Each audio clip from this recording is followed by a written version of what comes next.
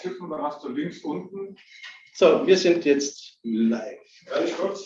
Einen wunderschönen guten Morgen. Servus. Guten Morgen. Morgen. Was trinken wir? So, wir sind wieder da. Herzlich willkommen zur Digi-Wiesen-Finale. Geht sie auch wie mir so ein bisschen wehmütig? Du, ja, also ich werde heute noch in meinem stillen Kämmerlein wahrscheinlich ein paar Tränen vergießen, Okay. aber es ist alles nicht so schlimm. Ich möchte auf diesem Weg, falls sie überhaupt zuschauen kann, Lisa, alles Gute wünschen. Schnelle Genesung, du fehlst uns, wir werden dich aber gut verpflegen sozusagen. Also wenn du was brauchst, melde dich. Absolut. Digi-Wiesen, 16 Tage lang.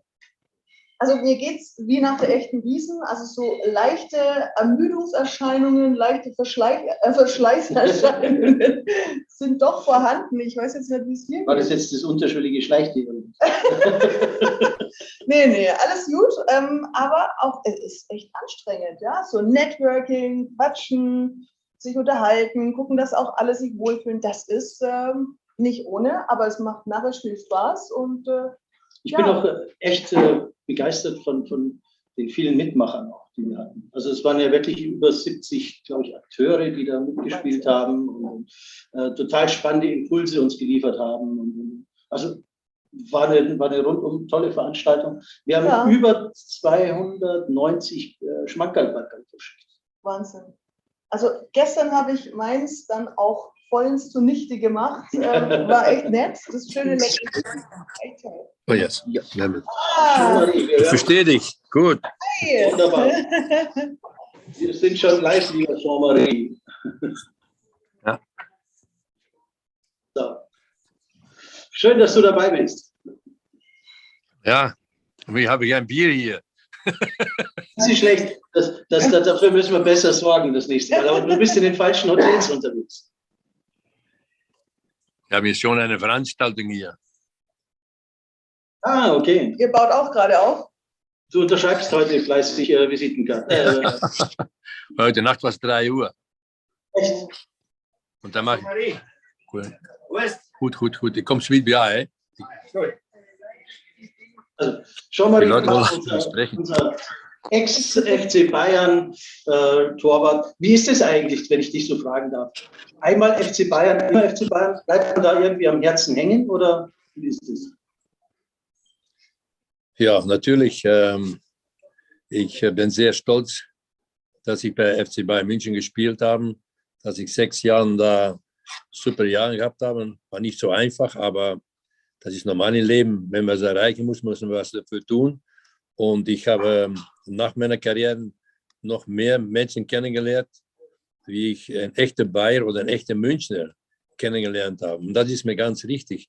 Und ein echter Münchner ist ein Mensch mit einem großes Herz. Und was sie sagen, das tun die auch so.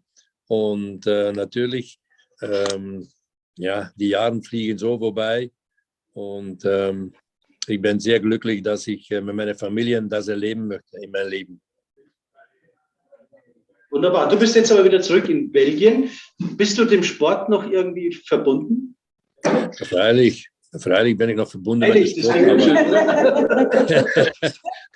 Aber nicht so direkt in einem Club, so weißt du. Ich bin mehr Opa und ich bin Botschafter von einer großen deutschen Kompanie in Bayreuth. Ich bin nächste Woche am 11. bin ich eine Woche in Deutschland für 7 Solarparken. Ich war vorgestern noch in der Nähe von Frankfurt für 20 Fußballplätzen mit Solarparken. Also ja, ich bin noch beschäftigt aber mit Sport selber, Spielen anschauen, eingeladen werden. Normal werde ich immer auf München, wenn die Heimspielen, immer in München sein, bei Heimspiel. Aber mit die Corona ist es seit 2 Jahren fast nicht mehr gelaufen. Und ich war vor 3 Wochen war ich noch bei Leverkusen gegen Dortmund. Ein super Spiel. Oh. Bei einer Firma, die mich einladen, um einen Vortrag zu machen von meiner Karriere. Nummer 1 werden, Nummer 1 bleiben. Und als Straßenfußballer zum Weltstar. Ja, das war sehr angenehm natürlich. All die Fans von Leverkusen und von Dortmund. Ja, die waren einmal zusammen. So, ohne dass ich war da angekommen und die Leute sind dann zu mir gekommen und so. Und das war sehr, sehr, sehr angenehm, um das mitzuerleben, nach so vielen Jahren nochmal in Leverkusen zu kommen. Das glaube ich. Du hast gerade vorhin angesprochen, du machst jetzt auch das Thema Nachhaltigkeit bewegt dich, du gehst auch in die Solarpark-Geschichte. Da bist du der Botschafter für dieses Unternehmen, oder? Ja, freilich. Ich bin Botschafter von dieser großen Company und da bin ich sehr stolz drauf. Das ist eine börsennotiert in Frankfurt und natürlich die Verbindung mit Deutschland und mit Bayern und so, das spielt immer eine große Rolle mit. Auch die Erfolge von meiner Karriere, mit 3-mal Deutscher Meister, 2-mal Pokalsieg und so weiter. Ja, und das Leben dann in Deutschland, ja, ich war 6 Jahre da, ich bin nie ausgepfiffen geworden, nie. Und ich war immer sehr beliebt da und noch. Und das sind doch Sachen, die man nicht aufbaut in einmal. Da muss auch in deinem Leben auch so sein. Also ich weiß, wo ich komme und ich weiß auch in dem Sinne von, was ich erreicht habe. Und das, was ich erreicht habe, das habe ich auch viel an mich selbst zu danken, aber an meine Familie und auch an die Fans. Und die Fans, das sind die gute, um zu messen, wie du selber bist und wie du bleibst im Leben. So wie jetzt, ein Bier habe ich hier nicht. So, ich muss ein bisschen Limonade trinken. Dann müssen wir mit Limonade. Zum Wohl. Bei uns ist es auch nur alkoholfrei. Also Prost. der Stammtisch ist Schön, dass wir uns sehen. Schalt mal den Stammtisch mit dazu. So, das siehst du auch, das ist unser Stammtisch, der uns heute hier als Kennst du mich noch? Der Hübsche, der ihm ein paar Elber reingehauen hat beim Sportcheck? Ist das die Hochspringer da? Ja, das ist ja auch. Du warst 8 Meter vorbei. Ich habe noch von ihm habe ich noch, Reinhard, habe ich noch auf Papier geschrieben, wie ich Krafttraining muss tun, Intervalltraining machen muss und so weiter. Ich bin ihm noch immer sehr dankbar dafür, trotzdem, dass ich auch gute Trainers gehabt habe, aber seine Empfehlungen waren sehr gut für Mexiko 86. Er war sehr bereitschaftlich und ich habe ihn nie mehr gesehen, aber trotzdem, wenn ich ihn sehe mit Foto und so weiter, muss ich sagen, er sieht noch gut aus. Aber wenn er so gut ausschaut, dann holen wir doch gleich mal zu uns in die Runde. Darf ich dich bitten, nimm dein Getränk mit. Carlo Trainer hat bei uns zu Gast. Auch gut. Wir sind ein bisschen langsamer geworden. Herzlich willkommen. Danke, dass du da bist. Ah, Maestro! Oh, jetzt. Maestro, ein bisschen nach links. Reinhard, ein bisschen nach links. Ja, passt schon. Wir haben viel Kamera zu Carlo sehen. trinkt eine eigene Kamera. Hi, Carola. Servus auch dabei von mir. Grüß dich. Schön. Auch nochmal hier gleich kurz in die Runde. Auch am 16. Digi-Wiesentag sage ich, wir sind alle geimpft und genesen und getestet und gerührt und geschüttelt. Anna, das war James Bond, aber das ist auch egal. In Zeiten wie diesen ein wichtiges Thema. In Zeiten wie diesen ein wichtiges Thema. Wir können uns hier zusammensitzen. Schön, dass du dabei bist. Der Jean-Marie hat dich ja schon ins Spiel gebracht. Du bist der Coach von Fußballern, oder wie habe ich das jetzt verstanden? Na, wir haben mal, glaube ich, über Training gesprochen, über Schnellkraft, was für einen Torwart natürlich auch so wichtig ist, dass er aus der einen Ecke schnell in die andere kommt. Und da geht es um Kontraktionsfähigkeit der Muskulatur, aber das wird jetzt zu fachlich. Ich möchte auch, dass Jean-Marie das noch weiter versteht, deswegen lasse ich das Thema jetzt weg. Ihr kennt euch schon besser. Nein, ich weiß, Jean-Marie, mit dir kann man so reden. Du bist genauso ein Spinner. So mit vernünftigen Leuten rede ich nur. Ja, nur, das so muss schaut's auch mir aus. ein Mehrwertsache sein. Du hast mir Aber das weißt du noch- mitgegeben. Ich habe das schon weitergegeben an die jungen Torwarttrainer und Krafttrainer und so weiter. Und du bist nicht in meinem Kopf weg hier. Du bist immer noch drin. Das habe ich von dir, Reinhard, gekriegt. Und das sage ich auch zu den Leuten immer, dass du mir das gegeben hast. Und muss die Ehren geben, wie das zukommt. Und du hast mir das gezeigt, wie das muss. Und ich habe dann Bilder von dir gesehen, Fotos von dir gesehen. Du bist ein großes Vorbild für viele Menschen. Trotzdem geht die Zeit schneller vorbei. Aber ich vergesse nicht die guten Dinge, die du mir gesagt hast. Und die habe ich auch ausgenutzt in Mexiko. Und da habe ich dann auch die große Leistungen gebracht. Ja, lieb von dir, Jean-Marie. Danke. Und das meine ich ganz ehrlich, Reinhard. Ja, Das ist super. nicht dass du bei mir, dass wir zusammen reden. Ich finde das immer toll, dass die Menschen, zum Beispiel, wie ich früher gesagt habe, gegen Beckenbauer, wenn er Trainer war in der Nationalmannschaft, du musst einen Torwarttrainer machen in der Nationalmannschaft für Deutschland und so weiter. Ich hatte das auch gesagt in Bayern. Ah, nee, Sepp mal Blödsinn und so weiter.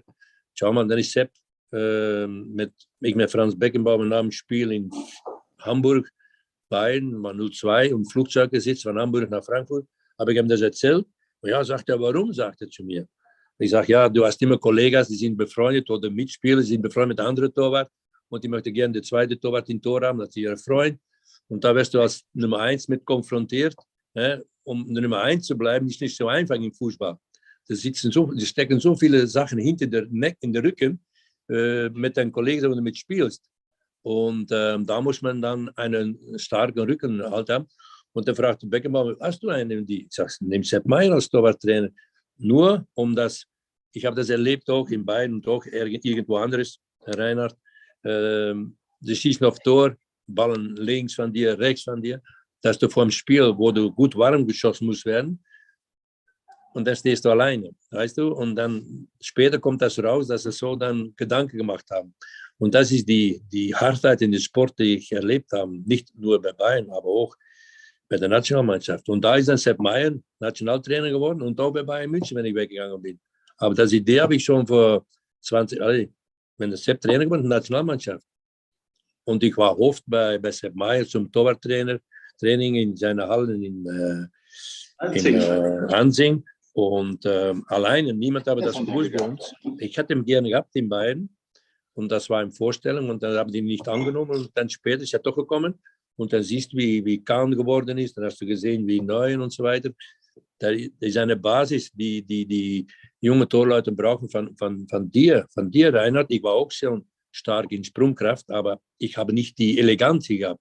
Durch deine Empfehlungen habe ich die Eleganz gehabt, wie du laufst und springst. Da ist eine Philosophie dahinten. Und das kriegst du nur von Leuten, die das selber erfahren haben. Du hast die Leistung gebracht. An der Spitze stehen, das geht, aber an der Spitze bleiben, ist was anderes. Und dafür muss ich dir 1000-mal bedanken und sehr nett von dir, dass du mir das allen gegeben hast. Und ich gebe das immer noch weiter in meiner Sportschule. Großartig. Die Tantiemen, wo gehen die eigentlich hin? Das habe ich jetzt verpasst irgendwie. Das geht bei Jungen. Jetzt ist eine riesen Erfolg bei der Torwarttrainer bei Damen in Berlin. Großartig. Das ist ja egal. Hauptsache es wird was gefördert. Das finde ich schön. Ich muss ihn mal einladen dafür. Wir treffen uns alle nächste Woche, wenn du nach Bayern kommst, oder? Dann Ich bin nächste Woche am 11. abends mit der letzten Maschine und dann bleibe ich eine Woche bis Freitag in Deutschland. Ich bin in Augsburg, bin in München, ja, in Unterschleißheim bin ich auch noch, ja, für die Solarparken. Aber du weißt, ich bin offen für jeden Mensch. Ich sage immer, man muss gut sein mit den Menschen, wenn man lebt, nicht wenn sie tot sind. Da hast du vollkommen recht. Sehr schön. Also, wir haben ja die Verabredung, wir gehen alle mal abends essen, wenn du da bist. Gerne, gerne. Das wird eine lustige Runde. Carlo, schön, dass du auch dabei bist. Gerne, sehr gerne. Du bist ja, wir haben ja gerade im Sport ja auch sehr, sehr eng versessen und besessen eigentlich schon fast, kann man sagen. Was sind denn deine Erfolge? Willst du uns die mal kurz nochmal auflisten, sozusagen, damit wir da auch nochmal genau Bescheid wissen? Also ich habe Leichtathletik Hochsprung gemacht, wie Jean-Marie schon angemerkt hat. Ich bin 3-mal Weltrekord gesprungen, habe immer noch einen aktuellen Europarekord im Hochsprung, 2,42 Meter nach 32 Jahren. Nie eingeholt? Nie eingeholt und nie überholt. Super. Das zeigt, dass ich damals schon recht vernünftig trainiert habe auch. Und auf eine Art macht es mich auch noch stolz, dass immer noch keiner höher gesprungen ist von den Jungs in Europa. Es gab leider einen auf Kuba, Sotomayor hieß der ist ein bisschen höher gesprungen. Den kennt ihr auch noch vom Namen vielleicht, wenn man so ein bisschen sich damit beschäftigt hat. Und das nervt halt. Aber Europarekord nach 35 Jahren oder 33 Jahren. Ich war damals sehr jung, muss ich noch sagen, sonst könnte man Rückschlüsse auf mein Alter schließen. Das möchte ich nicht. Also ich war 12 Jahre alt, als ich auf gesprungen bin. Nur, dass das nochmal klar wird. Ja, das war ungewöhnlich damals. Nein, aber noch eine Sache zu, was Jean-Marie gesagt hat. Wenn man für was lebt, ich hatte irgendwann die Idee ich wollte mal der Beste in Deutschland werden und habe dann trainiert und war ein guter Handballspieler. Also ich kenne auch Teamsport, Jean-Marie. Ich habe das alles miterlebt. Und irgendwie hatte ich immer die Vision, ich wollte mal der Beste im Hochsprung werden. Keine Ahnung, das hat mich fasziniert. Und irgendwann war ich der Beste in Deutschland. Und dann ist ja das Problem, wenn du der Beste bist, was du dir mal vorgenommen hast, dass es möglicherweise nur noch in die falsche Richtung gehen kann, nämlich zurück. Und da habe ich das Glück gehabt, und wir alle brauchen im Leben Glück, dass wir mal jemanden treffen, der sagt, du hast eigentlich noch sehr viel mehr Potenzial in dir, du kannst mehr aus dir machen noch. Und da habe ich einen guten Typen kennengelernt, der gesagt hat, du könntest sogar mal der Beste auf der Welt werden. Und das hat mich fasziniert, weil ich es mir gar nicht zugetraut hatte. Meine Eltern waren nicht so, dass die mich so gefördert haben jetzt im Sport, dass ich da hätte was oder mich mehr an mich geglaubt hätte. Also ich war da eigentlich sehr schnell zufrieden, hatte 3 Goldkettchen damals, das war ganz cool. Hat Jean-Marie, glaube ich, heute noch. Hat immer mit Kettchen gesehen. Jedenfalls habe ich dann diesem Bundestrainer, das war ein Slowener, den habe ich geglaubt. Er hatte eine gute Empathie und hat mir erklärt, dass man eben 2-mal am Tag trainieren kann, dass man sehr viel härter trainieren kann, sehr viel bewusster, sehr viel sinnhafter trainieren kann und auch sein Potenzial einfach ausschöpfen kann. Und die Zeit, die man als Sportler hat, ist sehr viel begrenzter als die eines, ich nenne es mal, Leistungssportler des Alltags, wenn man ganz normal im Beruf ist. Und das eben sehr komprimiert und sinnvoll zu machen, mit einer Wahrhaftigkeit und mit seiner Seele, die man auf den Tisch legt oder auf den Trainingsplatz legt. Das ist was Großartiges, wenn man dann seine Ziele einfach erreichen kann und was Außergewöhnliches leisten kann. Wenn man heute noch bei euch hier nett sitzt, ein Bier zusammentrinkt und darüber reden kann, dass man irgendwas mal außergewöhnlich gut gemacht hat, das gibt eine Stabilität fürs Leben und gibt ihm einfach ein gutes Gefühl und auch eine Art Glücksgefühl, wo wir uns ja alle nachsehen. Ja, definitiv. Also das ist schon durchaus auch eine Art Ruhe, oder? Also so Erfolgsgeschichten zu haben und seine Erfolge zu feiern. Ich meine, das erfordert ja auch wahnsinnig viel Disziplin. Ich meine, was hat dir geholfen, das auch durchzuhalten? Ja? Ich meine, der Weg dahin ist ja nicht nur von Rosenblättern gepflastert, sondern ich meine, da gehört ja viel Schweiß und Engagement. Man muss ja auch auf Dinge verzichten dazu. Ja, das mit dem Verzichten, das habe ich oft gehört, die Frage. Ich hatte nie das Gefühl, dass ich auf irgendwas verzichten muss. Für mich war es immer eine Herausforderung, und Leistungssport impliziert, dass ich versuche, jeden Tag ein Stück weit besser zu werden. Und ob ich da jetzt mal nicht in eine Disco gehen konnte, damals hieß es noch Disco, oder mit Freunden was trinken gehen kann, und das hat mich überhaupt nicht gestört, weil das war für mich viel wichtiger, mich weiterzuentwickeln. Und wenn man 6, 7, 8 Tage mal durchtrainiert hat, dann hat man es auch mal ruhiger angehen lassen, hat mal einen Tag Pause gemacht und hat sich dann mit seinen Freunden getroffen. Aber ich hatte eigentlich immer das Gefühl, dass die Qualität meines Lebens eine höhere ist, als wenn Leute, die nur sich jetzt soll jetzt nicht despektierlich klingen, aber ein bisschen ist es so, die nur versuchen, einigermaßen durchzukommen und nicht versuchen, Grenzen zu überschreiten. Und mich hat immer interessiert, irgendwie so einen Eskapismus aus der Mittelmäßigkeit hinzubekommen. Das sind große Worte, ne? Von die Grenzüberschreitung und das Schwitzen und so weiter. Wir haben das beiden gemacht, glaube ich, ohne dass wir gewusst haben. Wir haben gewusst, was wir wollen erreichen. Aber dass wir das erreichen sollen, das ist noch eine andere Frage. Wir haben das erreicht. Und dann sieht man später, was die Frau Van Bunte fragt, ist auch richtig von das Schwitzen. Ja, man tut das immer, um besser zu werden. Ja, ich bin auch in der Früh aufgestanden. Ich war früher bis 29 Jahren Amateur. Ich war nicht professionell arbeiten. Dann komme ich bei Bayern München, werden die Klamotten gewaschen, die Schuhe werden geputzt. Also da war König, da war sehr schön und gut. Aber ich weiß auch, was ich die Zeit, dass ich in Belgien gespielt habe und wenn ich in Bayern gekommen bin, ich unterschiede das sehr gut. Und dann kriegt man den Erfolg. Und warum? Dass wir immer weitergemacht haben. Ich bin aufgestanden mit meinen Gedanken. Ich habe getrainiert, wie ich gespielt habe. Ich wollte in der Woche trainieren, um am Sonntag oder am Samstag in der Bundesliga eine große Leistung zu bringen. Die Vorbereitung, die Planung, die Reinhard gehabt haben und ich gehabt haben, ohne dass wir das gewusst haben voneinander, das war nur unsere Ideen, um groß zu werden, um Erfolg zu haben, um zu zeigen, das schaffen wir, ich schaffe das. So. Und dann, wenn du so weit gekommen bist, dann kriegst du die Unterstützung nicht. Wenn du die Unterstützung brauchst, kriegst du sie nicht. Wenn du sie nicht mehr brauchst, kriegst du umsonst. Und dann sieht man in professionellem Fußball, was unehrliche Menschen und Kollegen sind, wo du denkst, mit zusammen zu trainieren. Und ja, ich habe das so in Belgien mitgemacht, auch in Deutschland ein bisschen.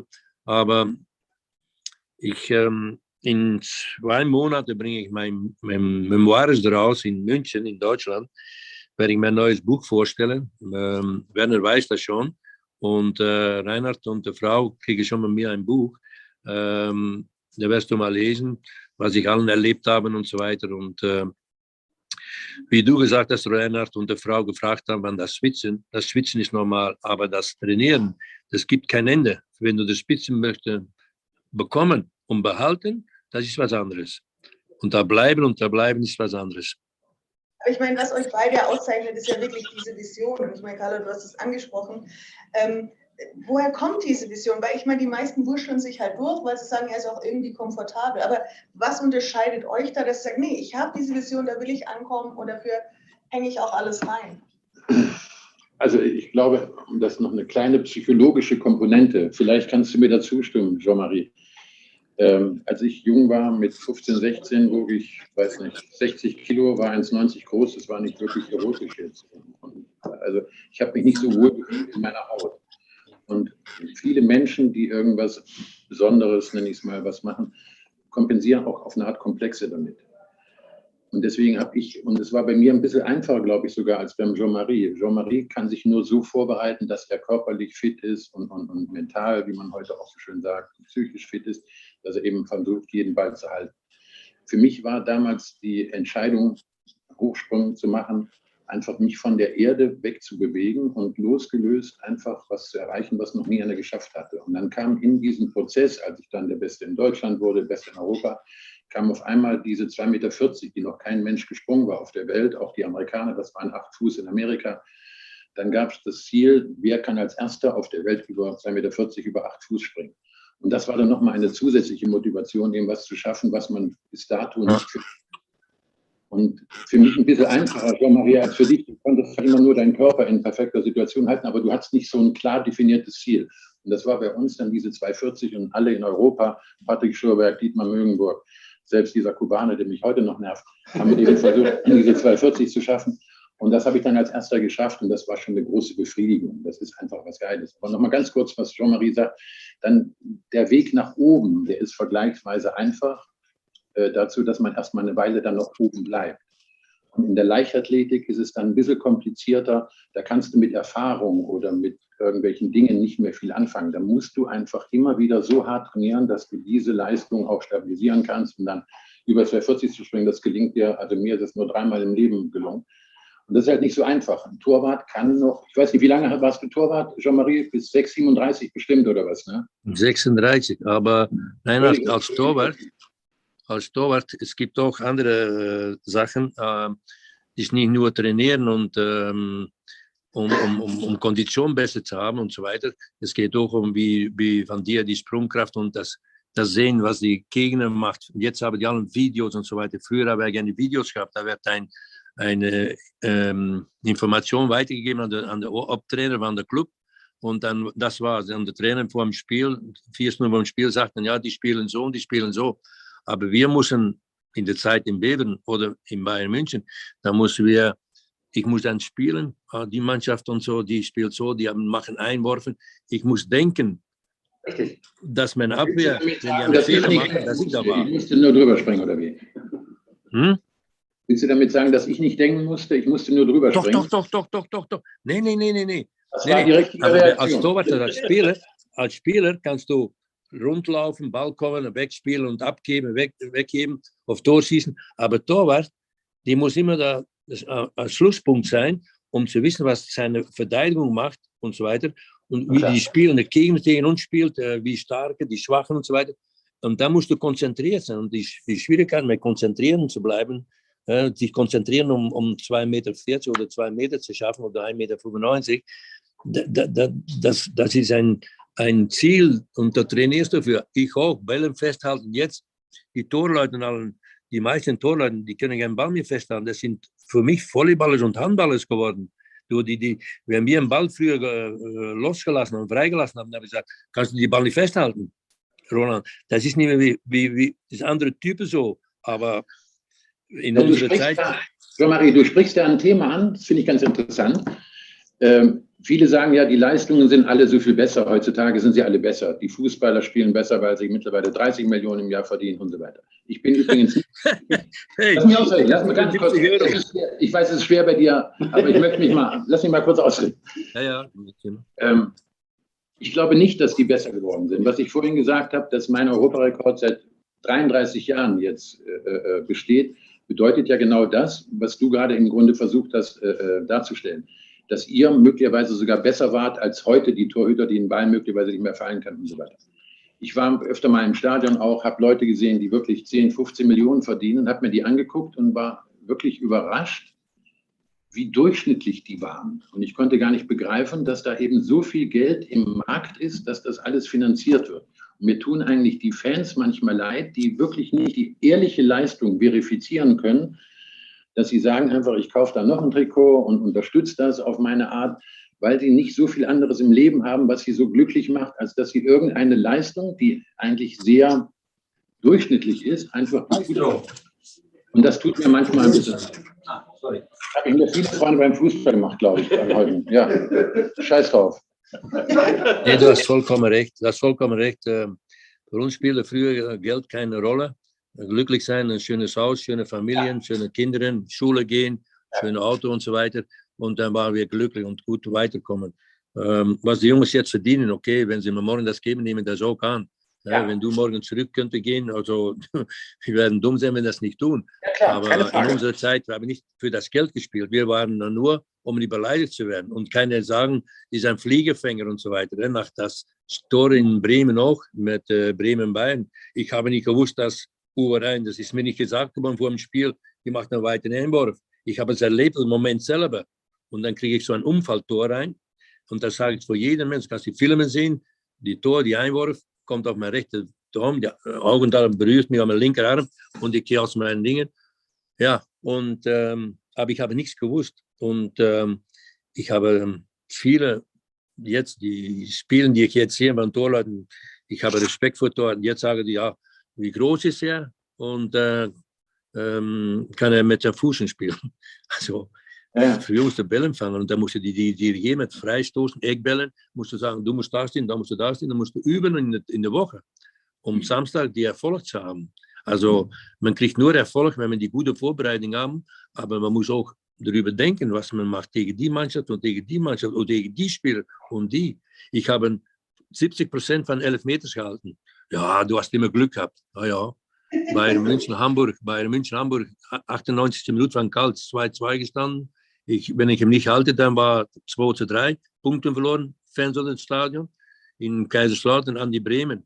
Nie einen Elfmeter verschossen. Gegen mich auch. Van Basten, von Holland. Nicht, dass ich, aber ich bin stolz, dass ich das geschafft habe. Warum? Andere stehen im Tor, klappen Arme um hoch und machen dies. Du musst wissen, für was ein Elfmeter gegen dich gepfiffen ist. Und da musst du auf einen richtigen Moment so die Ausstrahlung zeigen an die Gegner. Das ist den, Ola, da steht da gerne Fliegerfänger im Tor. Das warst du auch, Reinhard. Wenn wir dir gesehen haben, in der Vorbereitung, und du musst dann anlaufen, wie du angelaufen, ich weiß noch genau, ich kriege noch Gänsehaut, wenn du mir das alles erzählt hast. Ich bin sehr stolz, dass ich heute von Werner die Chance kriege, um mit dir zu sprechen und dass die Frau von Bunte dabei sitzt. Ich bin ein Typ, ich wollte immer lernen. Aber was ich von dir gelernt habe und von anderen, das sage ich auch weiter. Und das ist das, was die Kinder brauchen jetzt. Die Kinder, die trainieren jetzt auf Kunstrasen. Wie kann man jetzt noch ein guter Torwart machen? Ja. Alles ist schön, sauber, aber die Kinder können nicht mehr fliegen, die können das nicht mehr tun. Die können nicht mehr Spaß haben am Platz, weil die tun sie weh. Ich möchte noch das kurz relativieren, was ich eben über den aktuellen Fußball gesagt habe. Das ist mir wirklich wichtig. Wenn ein Cristiano Ronaldo, der kann von mir aus 100 Millionen verdienen, der ist außergewöhnlich gut. Was mich eigentlich nur stört, ist, dass Leute, die sehr mittelmäßig Fußball spielen und 5 Millionen im Jahr verdienen, das finde ich nicht gerecht der Gesellschaft gegenüber. Und dass die sich noch aufführen, als wenn sie die Erfindung der Menschheit wären, das nervt mich manchmal regelrecht. Deswegen wollte ich das nur noch in den richtigen Kontext drücken. Was du gesagt hast, wir wollen jetzt nicht so als alte Säcke jetzt da sein, dass früher alles besser war. Ja, verstehst du? Das will ich nicht sagen. Nur ich finde es schade, dass heute sehr früh aufgehört wird. Und du weißt genau so gut wie ich, dass die heute maximal noch 2, 3 Tage ernsthaft in der Woche trainieren, wo es nicht möglich ist, die Leistung zu verbessern, sondern die können gerade mal ihre Leistung oder erreichen, dass die Muskulatur nicht atrophiert. Aber die können sich nicht jede Woche noch verbessern. Die haben bei den ganzen vielen Spielen, die sie haben sie maximal noch 2 Wochen Vorbereitungszeit. Wie willst du da besser werden? Das ist nicht möglich. Und es tut mir manchmal leid, dass der Fußball, und das wird ja es ist ja erstaunlich, wie das alles funktioniert, aber ich finde es schade, dass sich das nicht tatsächlich so weiterentwickelt hätte oder hat, wie es möglich gewesen wäre, wenn man auch individuell mehr mit den Jungs trainieren würde. Und das finde ich manchmal schade. Ich werde dir was miterzählen, ne? 2 Punkte, ne, Reinhard. Früher musste ein Trainer eine Mannschaft machen. Jetzt muss die Mannschaft den Trainer machen. Sie kaufen noch. Wenn sie im Dezember nicht gut spielen, kaufen sie noch 2, 3 Spieler. Früher haben die Trainer das nicht gehabt. Früher wird ein Trainer angenommen, um zu sagen, ja, die passt, die klappt in unsere Mannschaft, unser Verein, und die macht das mit den Spielern so, und ja, dann nehmen wir den. Jetzt nicht mehr. Wenn du große Namen hast, dann kannst du sofort irgendwo reinkommen. Und das ist, ja, das ist nicht mit der Zeit, dass wir groß geworden sind. Ja. Ich finde, ihr seid echt super. Also man kann meinen, ihr geht jede Woche einmal zusammen, keine Ahnung, zum Sporteln oder sonst irgendwas, wenn ihr euch die ganze Zeit sehen würdet. Das sollten wir eigentlich tun. Ja, ich finde, ihr seid ein gutes Duo. Was mich aber interessieren würde, so, du hast es vorher gesagt, so 16-Jährige oder so die Jungs, Mädels, die so langsam in diesen Leistungssport einsteigen, was empfehlt ihr denen? Also ich meine, es ist in vielen Sportarten deutlich kommerzieller als früher, aber was würdet ihr denn denen mitgeben? Also ich mache gerade in München, beim Sportcheck mache ich so ein Programm, wo ich mit jungen Menschen, die so in der Pubertät sind, so zwischen, ist ja heute sehr viel früher als bei uns, ich glaube, ich war mit 23 in der Pubertät, fängt heute mit 12, 13 an, bei den Mädchen und bei den Jungs auch schon 13, 14, 15. Und die sind natürlich völlig anders geprägt, als wir es damals waren, durchs Internet, durch elektronische Spiele, was sie alles haben. Und denen biete ich ein Programm an, dass man Talente physischer Hinsicht entdecken kann. Dass man sich einfach mal wieder bewegt, dass ich mit ihnen Bewegungsübungen mache und dass sie mal rausfiltern können, ob sie ein Talent für irgendwas haben können. Das ist ja leider in unserer Gesellschaft heutzutage nicht mehr so, dass die Kinder rausgehen und spielen und via Spielen erkennen, da hätte ich ein Talent zu, dieses oder jenes zu machen. Und das finde ich sehr schade und das biete ich den jungen Menschen an, weil wenn ich im jungen Alter was lerne, ob das jetzt Tennis ist oder Golf ist oder Fußball spielen oder irgendwas, habe ich mein Leben was davon und ich kann vor allen Dingen meine Psyche, mein Gefühl stärken, dass ich was besonders gut kann. Und nicht, wenn ich irgendwann mal in einem Videogame versagt habe, mache ich ein anderes Spiel und dann kann ich gleich weitermachen.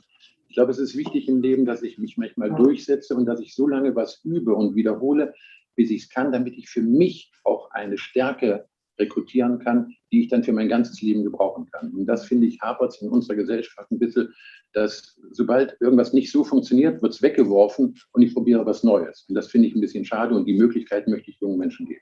Dann sag doch mal kurz, wenn da jemand ist, wo melden die sich, wo müssen die da hin zum Sportcheck? Das ist ja ein tolles Programm. Braucht man nur anrufen beim Sportcheck und wird weitergeleitet zu mir. Aber ich halte das wirklich für wichtig, gerade jetzt durch die 1,5 Jahre Corona noch, diese Scheiße, die wir da hatten, dass Leute wieder rauskommen und auch physisch mit Menschen sich unterhalten können, sich sehen, wie andere sich bewegen, dass ich Bewegungsmuster erkenne und dass ich auch meinen Körper mal wieder, dieser gesunder Körper, gesunder Geist, das kommt ja nicht von irgendwo her. Das macht ja Sinn. Und wenn ich mich nur mit elektronischen Medien befasse, bleibt das eine auf der Strecke und ich glaube, dass das Selbstbewusstsein dadurch nicht zu schaffen ist. So, Reinhard, früher bei Bayern München haben wir die 3 Maschinen gehabt im Keller, wo wir uns umgezogen haben. Da waren 3, 4 Maschinen gestanden. Mehr nicht. Wenn du jetzt reinkommst, das ist alle Luxe. Das ist alles geändert und so weiter. Und wo du sprichst über dein Gefühl und du willst das auch so geben, wo die mit konfrontiert werden können. Und auch jetzt sieht man, ja, die haben Erfolg, ohne was zu tun. Wir müssen für Erfolg viel tun. Und jetzt ja, in die Erfolg geht so viel verloren.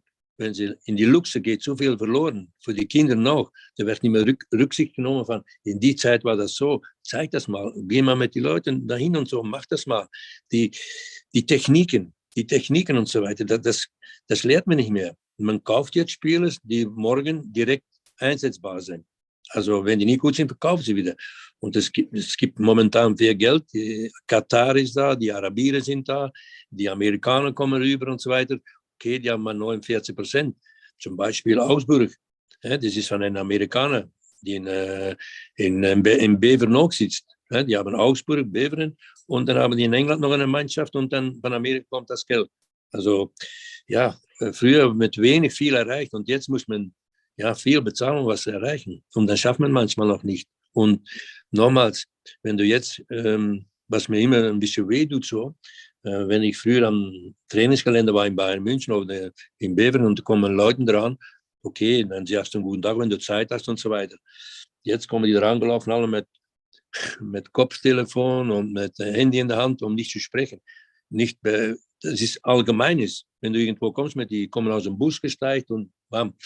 So früher bei uns in Stadien haben viele Leute Tickets bezahlt. Jetzt sind die Sponsor, die Tickets geben. Die geben 5000 Tickets weg und ja, dann hast du immer volles Stadion, wenn du so viele Sponsors hast. Das ist nicht in Georgien, in Deutschland, aber in Belgien auch. Die Nationalmannschaft, jeder Sponsor in Belgien bezahlt 1 Million und kriegt da 10.000 Karten dafür. Also die Stadien sind immer voll. Aber wie kommt noch aus eigener Sinne dahin? Um dich zu sehen und um mich zu sehen, um die anderen in Beckenbauer zu sehen oder Hoeneß oder egal wie. Früher sind sie ins Stadion gekommen, um dich zu sehen und dann sehen wir, oh, ja, jetzt kommt er. Und dann kommst du aus den Katakomben, gehst du am Platz und dann schauen die dich an. Das war bewundernswert, was ich erlebt habe. Und das ist die Schönheit, dass du hast das im Brust, dass du dann eine Persönlichkeit bin geworden. Und das ist mit den jungen Spielern allen, ja, die spielen in einer guten Mannschaft. Wenn die morgen in eine kleinere Verein gehen, in die zweite Liga oder in der Bundesliga oder in Belgien, dann sind die nicht mehr so gut, wie die normal mit den anderen zusammen sind. Wir sind, und ich nicht alleine, vielen muss unabhängig sein von anderen. Das ist ein starker Punkt gewesen auch. Und das ist, was viele junge Spieler müssen sein. Sich selber und dann sagen, okay, versuch mal gegen mir zu gewinnen. Also ich muss immer kämpfen, um keine Tore reinzulassen. Ich weiß, Reinhard, dass ich alle Tore, die ich reingelassen habe, die waren unhaltbar. Natürlich.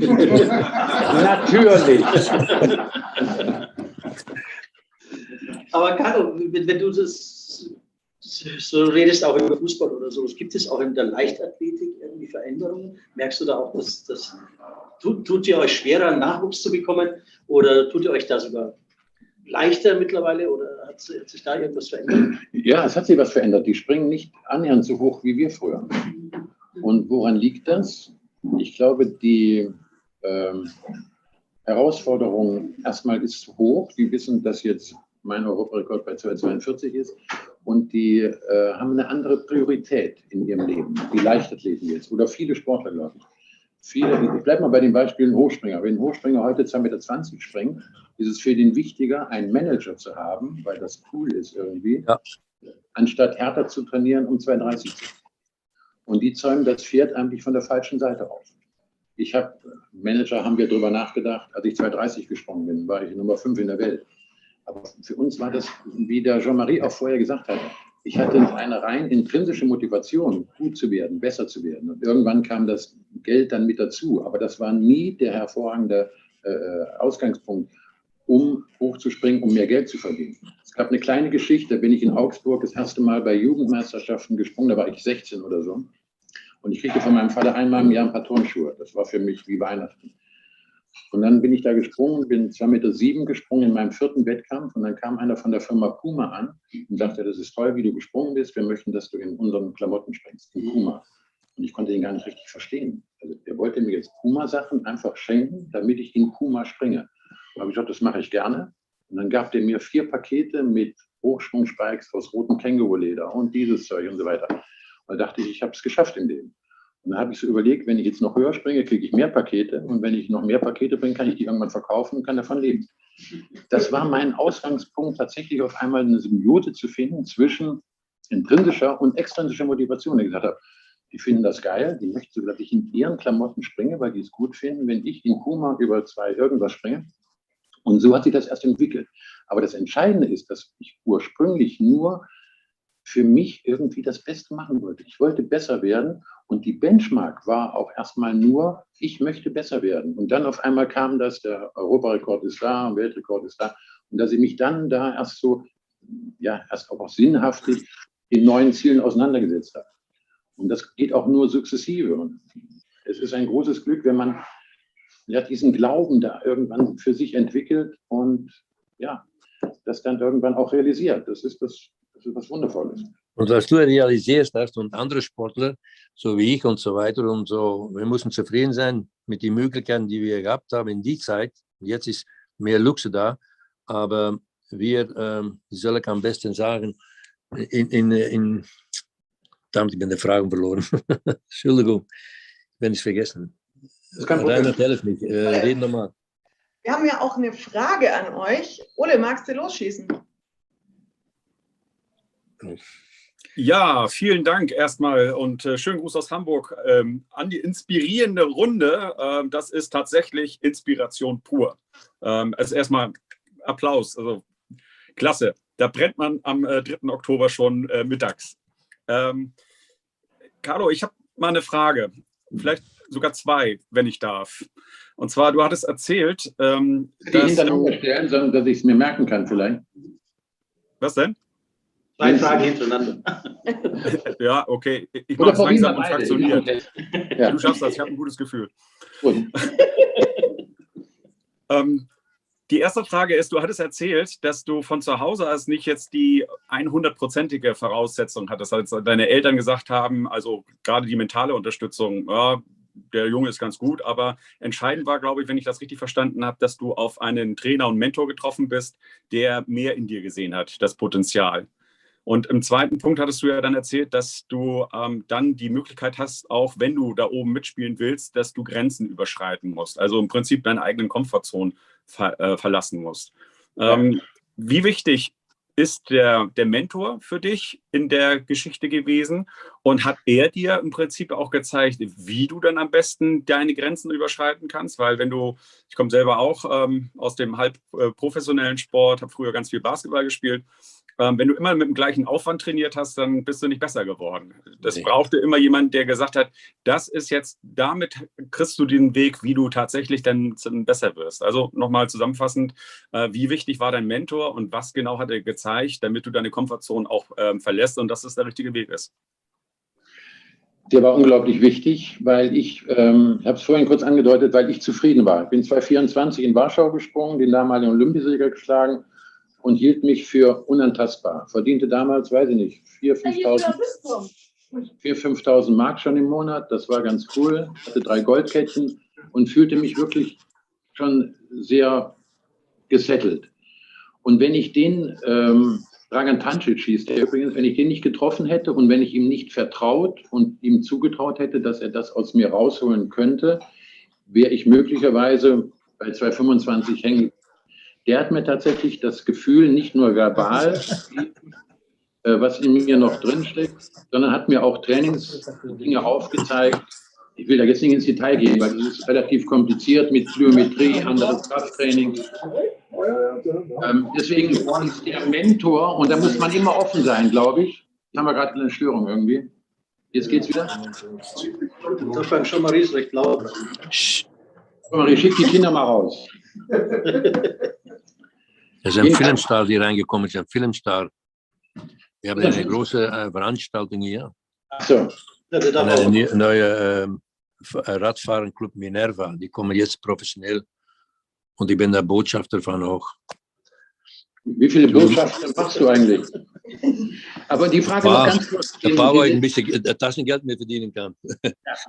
Um dich mal zu einzuladen in München da bei Käfer oder irgendwo essen gehen. Genau. Bei Käfer brauchst du wirklich Botschaften. Anyway, ich wollte den zweiten Teil der Frage noch. Es ist wichtig, glaube ich, wirklich in jedweder Karriere, ob das im Job ist oder im Sport, immer offen zu sein für neue Inspirationen. Nicht zu glauben, dass das alles schon gewesen sein kann, sondern immer Menschen zuhören und immer auf neue Impulse achten. Und auch seinem Gefühl trauen, nur dann und offen sein. Nur dann kann ich eben auch nochmal neue Inspirationen mitnehmen und kann nochmal ein neues Level erreichen. Das ist völlig egal, ob das Sport ist oder in anderen Lebensbereichen. In meiner Zeit, Reinhard, wir haben keine Motivation gehabt. Ein Mann oder ein Psychologe und so weiter, das war nur morgens arbeiten gehen, abends um 7 Uhr trainieren, in schlechtes Lichten. Und der Trainer, die ich gehabt habe, da war meine Motivation, Mann. Die Mann habe gesagt, guck mal, binnen 3 Wochen spielen wir gegen Beveren, gegen Anderlecht oder Brücken und so weiter. Und da müssen wir die fit machen, dass wir dann gut trainiert haben. Ein bisschen mehr trainieren jetzt, 2 Wochen.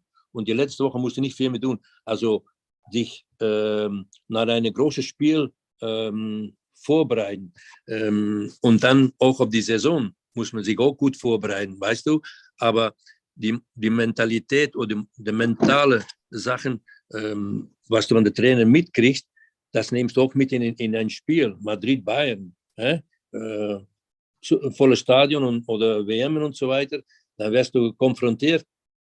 Lass ich ihn mir verarschen, ich war Maradona, oder lass ich das tun? Nee, du musst zeigen, dass du eine Persönlichkeit bist gegen die Leute. Und da bist du auch ganz stark gewesen, Reinhold. Du bist auch ein Mensch gewesen, die das übersetzt haben, menschlich, in Film, im Video oder im Fernsehen. Und das sind Vorbilder, gute Vorbilder, haben mich immer inspiriert.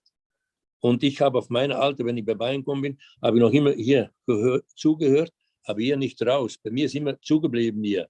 Warum? Ich wollte immer noch mehr und mehr lernen, um besser zu werden.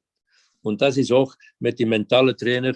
Die Trainer haben mich trainiert. Ich muss zum Kotzen gehen. Dann habe ich gesagt, ja, Junge, wenn du das nicht machst, dann wärst du nicht national. Du musst über die Grenzen gehen, mehrmals, um ein ganzes Jahr die Leistungen zu bringen. Und die Vorbereitung in deinem Kopf, die mentale Starke hier, das kommt aber wieder 4 Wochen später dann, noch stärker und noch stärker. Also so war meine Einstellung immer.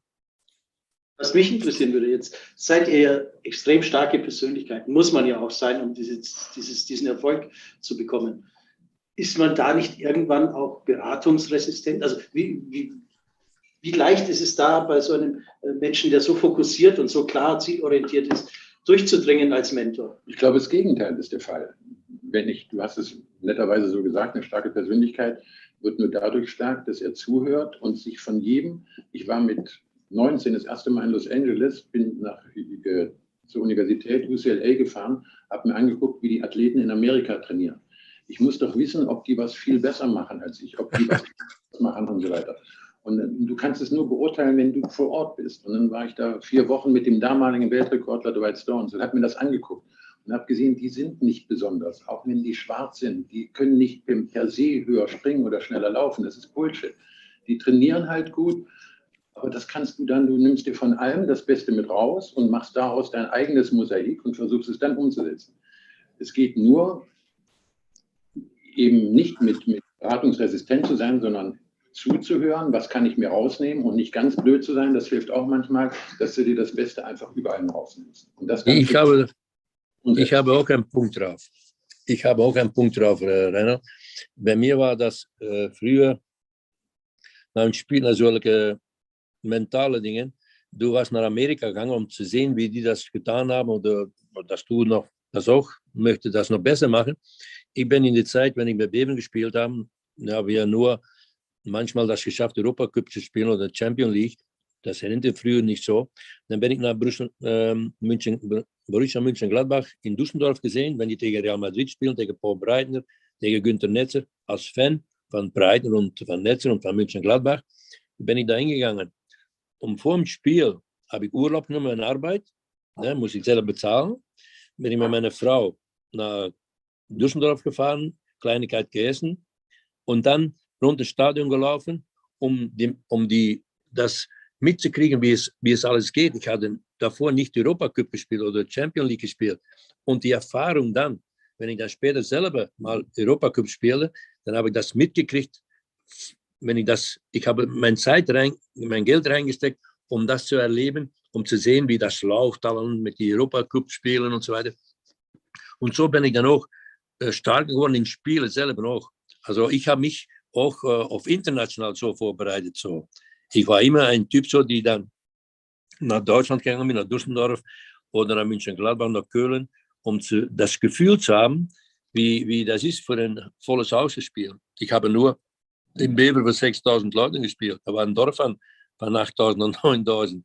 Also da musst du dir vorstellen, dass du nach Bayern München kommst, 80.000 Zuschauer. Aber nochmals, so habe ich mich vorbereitet dann, um nicht abzugehen in eine mentale, starke Gegner von den Mannschaften. Das war meine Stärke, von dann das anzuschauen, um das Gefühl zu kriegen, Ich bin auch da. Ich bin nicht alleine hier. Ich stehe hier und ich stehe fest in meine Schuhe. Das war mein Ding. Ich würde jetzt gerne die Runde noch mal ein bisschen erweitern. Ja, ich habe auch vorher gesehen, es gab hier ein paar unterschiedliche Ansichten zur Beratungsresistenz, wenn ich es richtig gesehen habe. Auch schön, dass wir hier noch weitere Meinungen auch aus dem Publikum haben, was ich ja sehr nett finde. Da bin ich jetzt auch mal gespannt. Vielleicht habe ich es auch nur kurzwellig wahrgenommen, aber. Aber nichtsdestotrotz, ich würde ganz gerne Michael Greta zu uns bitten. Michael, schön, dass du da bist.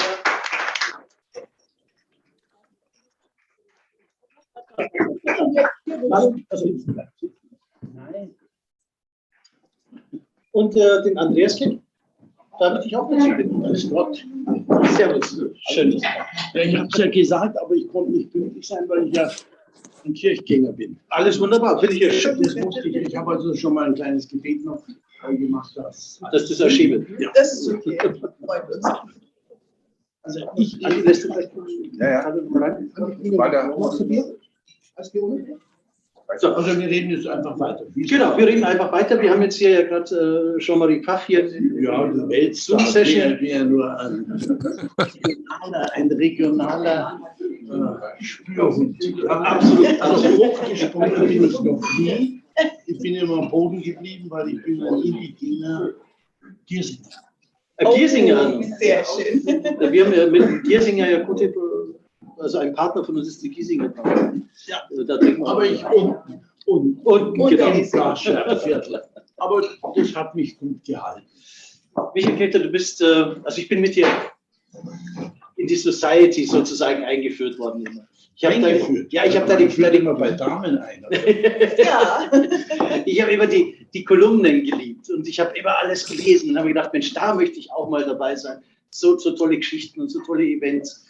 Du kennst diese Leute alle und hast mit denen abends Partys gefeiert und tagsüber dann vielleicht auch verrissen in der Zeitung oder nicht, weiß ich nicht. Oh, das muss alles sein. Ich bin ja kein Hofberichterstatter. Genau. Aber du wirst zu jung gewesen sein, deswegen hätte ich dich sicher in meiner Spalte vorkommen lassen. Ja, das wäre ein Traum Ja, gewesen. also es war ein bisschen vor der Zeit wahrscheinlich. Ja, also ich war nur der Anhimmler sozusagen. Ja, und das muss ja auch gehen. Wie bist du zu deinem Job sozusagen gekommen? Nimmt man sich das von vornherein vor und sagt, so, jetzt schreibe ich über die Schönen und Bunten? Gleich aus der Wiege habe ich zur Mama gesagt, das muss ich werden. Nein, Zufall. Ein reiner Zufall. Nee, vorher habe ich ja was Seriöses gemacht. Ich war der Lokalressortchef von der Abendzeitung in den 60er Jahren, also 60er Jahren, bin ein alter Mann, ja, und wollte aber dann der Bundeswehr entkommen. Und deswegen habe ich dann Herrn Friedmann gebeten, er soll mir doch nach Paris wegschicken. Und dann kam es zu, ich wäre in Paris geblieben, dann kam es zu dem Fall, dass der Hunter mutiert, der Klatschreporter vor mir, der 25 Jahre das gemacht hat, der hat aufgehört. Und dann haben die mich halt angerufen, ob ich es mache. Und da meine Liebe gerade in München blühte, habe ich gesagt, na gut, dann gehe ich zurück. Und dann habe ich sagen wir mal, den Weg eingegangen, als Baby schimmerlos 15 Jahre in dieser Stadt abzuwickeln. Also reiner Zufall, aber die haben mich natürlich deshalb angerufen, weil ich kannte von der Putzfrau oder Toilettenfrau im Status bis zum Gobel alle, weil ich ja 2,5 Jahre Lokales gemacht habe. Mhm. Als Jüngster mit Reportern, die alle so 10, 15 Jahre älter waren. Am Anfang war es ein bisschen zickig, aber ich war hartnäckig. Und dann haben wir eine riesen Abendzeitung gemacht, immerhin 450.000 Auflage am Wochenende und 280 täglich. Aber da war noch die Lesergewohnheit anders. Die Leute haben die Zeitung mitgenommen an Starnberger See, Tegernsee. Aber das war eine pfundige Zeit und da habe ich gesehen, ich muss jetzt mit dem Hunter notiert konkurrieren. Der war dann bei Bild und als ehrgeiziger, aber unbekannter, schmaler Bursche habe ich halt versucht, ihn auszustechen und habe halt jeden Tag dafür gesorgt, dass ich die bessere Story im Blatt hatte. Den Ehrgeiz gibt es leider nicht mehr, dass man was allein hat, sondern die meisten jungen Kollegen sagen, wir haben es, die haben es. Ja, das haben wir auf der guten Seite. Friedmann hat immer gesagt, also die Scheidung exklusiv haben wir alleine, müssen die anderen immer nachziehen. Ja. Mhm. Weil journalistisch gesehen ist ja total spannend, wenn ich mir heute so die ganzen Klatschblätter angucke. Die holen sich ja nur die ganzen Instagram-Inhalte rein. Ja? Also schreibt ja gar keiner selber mehr, sondern die holen sich ja quasi die News nur dazu. Sterbenslangweilig. Ja, also das ist ja ganz wichtig. Aber das sind ja auch die neuen Leserbriefschreiber. Das ist das Digitale. Früher hatten wir immer so Leserbriefe, bekommen wir das gleich in den Papierkorb rein, weil ich habe ja niemanden aufgefordert, mir einen Brief zu schreiben. Ja, ich habe einen Brief von meiner Freundin, aber so Verbesserungsvorschläge, wir haben das schon selber gemacht.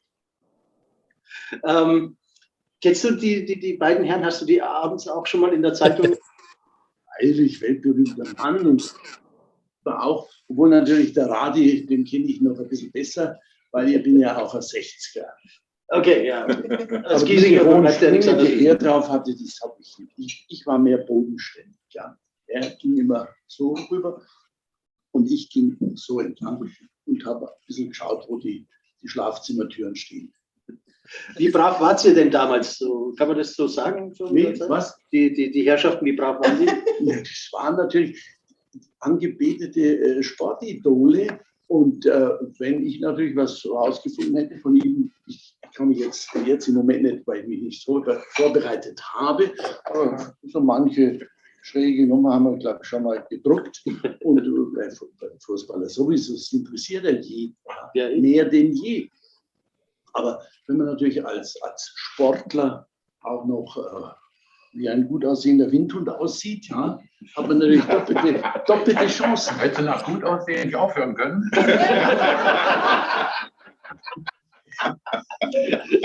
Die Blumen. Schau Marie, wie war denn das dann so nach getaner Arbeit, wenn ihr dann ins Eastside oder in die P1-Clubs oder was weiß ich, wo immer hingegangen seid? Habt ihr das krachen lassen als FC Bayern? Ich habe nicht gut verstanden.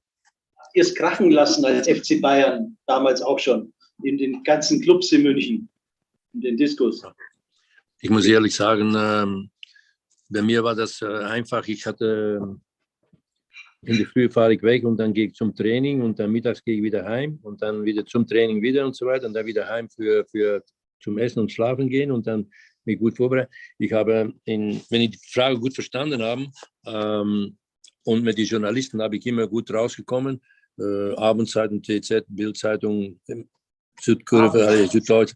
Nur ich hoffe, in der Zeit, dass wir noch in die Zeitung gekommen sind, da muss man immer Leistungen bringen. Das war ganz, ganz, ganz richtig, Priorität, deine Leistungen und deine Erfolge zu haben. Und dass ich jetzt die Erfolge, die wir bekommen haben oder wir gemacht haben, das ist jetzt unser Netzwerk, wo wir jetzt Botschafter davon sind und Botschafter davon sind, dass die Menschen geschäftlich uns sehr interessant finden, was wir geleistet haben und wie wir das geleistet haben. Wir haben nichts umsonst gekriegt, wir haben für alles viel getan und vielen denken dann, ja, das geht einfach. Nee. Die Journalisten, die früher da waren, die haben das alle mitgekriegt und verstanden, wie schwer das war, gegen anderen zu spielen. Und ich möchte mal für die Journalisten sagen, Radi Radenkovic und Sepp Maier sind meine zwei beste Freunde in München. Ne? Die sind fast wunderbar. Ja, also er hat sich also nicht so leicht gemacht wie der Kahn, weil der hat Karriere mit P1 gemacht. Der sorgte für Schlagzeilen, wenn er Stöckelwild erlegt hatte. Ja? Also, und der Radi, den sah man mehr auf dem grünen Rasen. Bin ich Radi, bin ich König. Das hat man vom Kahn also weniger gehört. Also der machte schon mit der Nacht, der Münchner Nacht, die Hälfte seiner PR. Ich muss ehrlich sagen, ist doch schön, München in der Nacht auch zu sehen, ne, und zu erleben. Ne? Ja, ich sage nicht, dass du jede Woche dahin gehen musst, aber auf der einen Seite, jeden haben meint man seine Karriere nicht im Griff und schafft es dann noch. Viele müssen immer normal, sicher gut sein für noch Erfolg zu haben nach der Karriere. Und damit bin ich auch stolz, dass ich in die schwierigen Momente, wenn du die Karriere machst, immer nett zu sein zu den Menschen. Für mich war das nicht, ich war immer so. Zu dir oder zu anderen, mir konnte es sich einfach anfassen. Warum? Ich weiß, wo ich komme und ich weiß auch, dass ich glücklich war, dass die Menschen mich liebten und so weiter. Aber ich habe nichts gemacht mit zwei Gesichtern, wie vielen da sind. ich war immer ein Typ zu den Menschen gegangen, auf der Wiesn, Oktoberfest und so weiter. Natürlich, ich war da mit meiner Frau und mit Carmen und mit den 3 Enkelkindern. Wir haben kein Deutsch gesprochen und nicht als bayerisch Deutsch. Am Anfang war das nicht so einfach. Aber trotzdem, jetzt kannst du mit mir sprechen über bayerisch Deutsch. Und ich esse noch jeden Monat, 2-mal im Monat meine Weißwurst, die ich geschenkt bekomme von einer Firma in Deutschland. Also Weißwurst mit die gute Senf. So, ich vergesse die Deutschland und beide nicht. Und nächste Woche bin ich da, Herr Werner. Ja, ich weiß, wir haben schon ein Date. Wir gehen schon essen miteinander. Michael. Aber so brav wie er mir das jetzt verkauft, nehme ich ihm nicht. Ich kenne doch meine Franzosen. Oder zumindest, oder er ist ja da in Belgien. In Belgien. Ich bin eine Flamme, ne? Frankreich. Ich bin ein Belgier, aber trotzdem bin ich komme aus der Flamme, aber ich bin ein Belgier.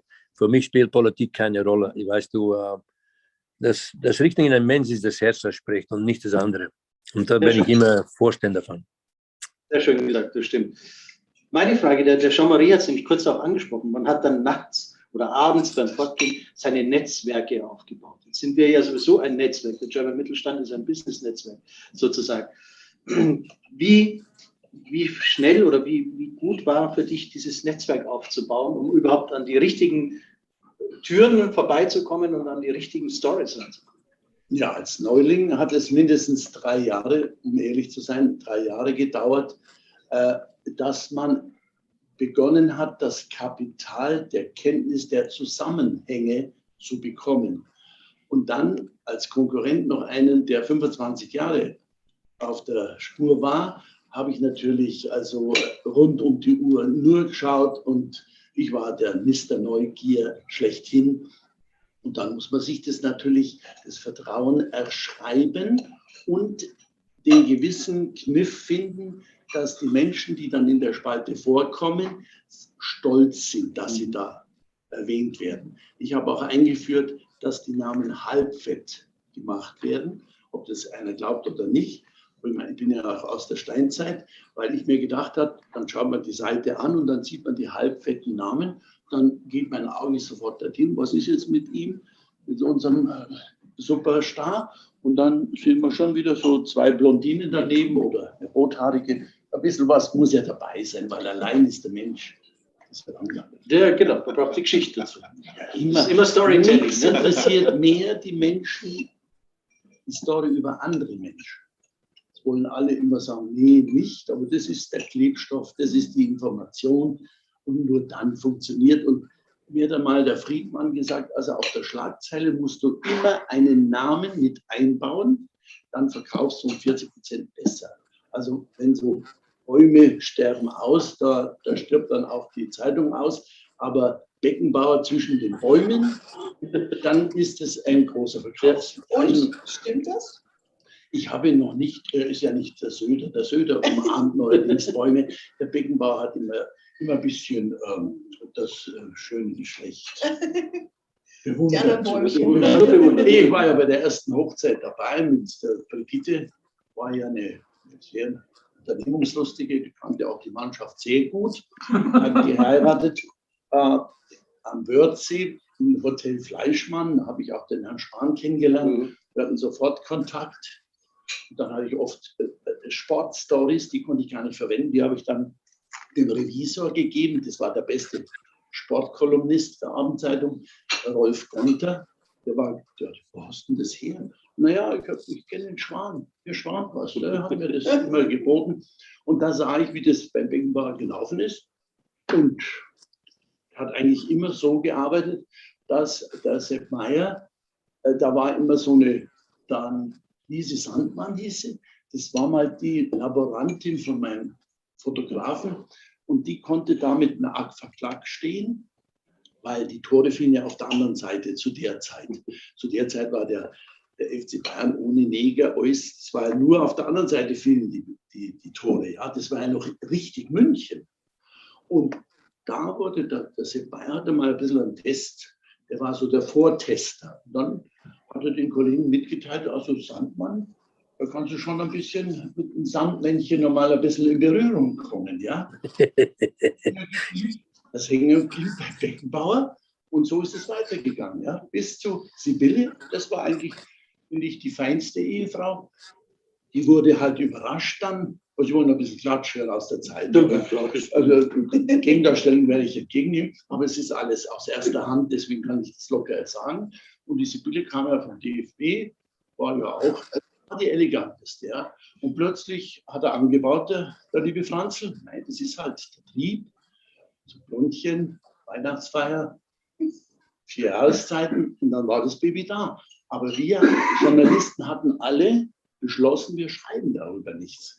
Dann kam der junge Mann vom Mannheimer Tag, ich erinnere mich noch, was erzählt sie da, der wird Vater, das schreibe ich am Montag. Daraufhin mussten wir natürlich auch zulegen, ist der Schwan mit dem Beckenbauer zur Bille gegangen und dann haben sie erzählt, also, dass er einen Anbau sich geleistet hat. Dann wurde die junge Blondine mit einem Haus in Deisenhofen erfreut, das Kind ist in guten Kreisen. Und wenn das nicht sich verdoppelt hätte, dieser Nachwuchs, dann wäre Sibylle sicher noch die Ehefrau bis heute geblieben. Aber das war eine Dame, die war sehr selbstsicher. Ich kann mich noch erinnern, beim Neujahrsempfang beim Seehofer, dann überholte sie die ganze lange Schlange und dann sagte sie, Herr Ministerpräsident, ich bin Frau Beckenbach. Also ich wusste, die hat sich den Kaiser gekrallt auf diese Weise. Carlo, vielleicht mal an dich die Frage, wie wichtig ist denn dieses Spiel zwischen Presse und Sport? Also ich glaube ja, es nützt ja nichts, wenn keiner weiß, wie gut du bist. Ne? Also seid ihr da eher die Frage reserviert gegenüber oder nutzt ihr dieses Spiel? Ich erzähle 2 kleine Geschichten dazu, um zu zeigen, wie wichtig eigentlich Presse ist, wenn sie sinnhaft ist, wahrhaftig ist und auch mal boulevardesk ist. Ja, ist ja so. Ich bin, wie gesagt, ein paar Mal Weltrekord gesprungen. Und wenn du jetzt im Garten 2,40 springst und keiner kriegt das mit, ist es einfach scheiße. Schade. Das hilft dir im Leben nicht wirklich weiter. Also musst du im Garten üben, bis du die Fähigkeit hast, das zu springen, und dann musst du es der Öffentlichkeit zeigen, dass du springst. In der Leichtathletik war es noch ein bisschen komplizierter. Früher war es so, in den 80er, 90er Jahren, da war tatsächlich Stadien voll mit 70.000 Zuschauern. Wir haben noch Länderkämpfe gegen die damalige DDR gemacht, was immer sehr politisch auch war und so weiter. Die DDR-Jungs durften mit uns nicht reden, wir umgekehrt sollten auch nicht unbedingt Kontakt zu. Also das war schon... Außer die Hasen. Außer die Hasen. Wisst ihr, das ist boulevardesk. Da ist der Michael immer dabei. Aber was interessant war, um das vielleicht noch kurz zu sagen, ich bin dann irgendwie das erste Mal 2,40 gesprungen, was ich vorhin erzählt habe. Und dann rief Wetten das mal an. Und damals machte Wetten das noch Frank Elstner. Ja. Und da ging es darum, ein Schweizer hatte gewettet, dass er aus dem Stand höher springt als ich. So habe ich gesagt, das kann nicht sein, kein Mensch springt höher als ich. Ich bin 2,40 gesprungen, aber es ging darum, aus dem Stand jetzt geradeaus drüber zu springen, ohne rückwärts, ohne Landung und so weiter. Und dann habe ich gesagt, das mache ich, dann habe ich das ein bisschen geübt. Und dann habe ich die Wette auch gewonnen, bin also höher gesprungen als der Schweizer. Aber jetzt komme ich zu dem Interessanten, was ich sagen wollte. Am nächsten Tag lebte damals noch in Köln. Auf einmal, damals hat Wetten das noch ungefähr 14 Millionen Menschen gesehen. Und da bin ich aus dem Stand 1,70 gesprungen, aus dem Stand darüber. Und auf einmal sagten die Menschen, das ist ja unglaublich, wie kann man 1,70 springen, nur weil es durch die Medien bei Wetten das eine solche Wertigkeit bekommen hatte. Glaub mir, 2,42 ist viel komplizierter als 1,70 aus dem Stand.